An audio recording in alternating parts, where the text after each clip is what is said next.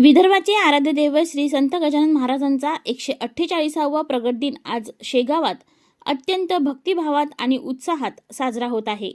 गणगण गणात बोते या जयघोषाने संपूर्ण शेगाव नगरी दुमदुमली असून देशभरातून लाखो भाविक शेगावात दाखल झाले आहे।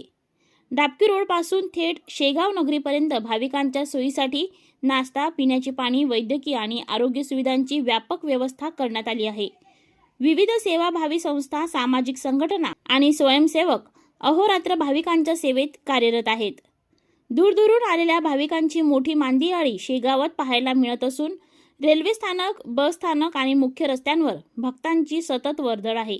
श्री गजानन महाराजांच्या दर्शनासाठी आनंदसागर परिसराच्या पुढेपासून रांगा लागल्या असून काही भाविकांना समाधी दर्शनासाठी तब्बल 7 तास रांगेत उभे राहावे लागत आहे। भाविकांची वाढती गर्दी लक्षात घेता मंदिर प्रशासनाकडून दर्शन व्यवस्था, स्वच्छता आणि शिस्त यावर विशेष भर देण्यात आला आहे। श्री गजानन महाराज संस्थानची स्वच्छता व्यवस्था ही जगातील सर्वोत्तम व्यवस्थांपैकी एक असल्याची प्रशंसा भाविकांकडून केली जात आहे।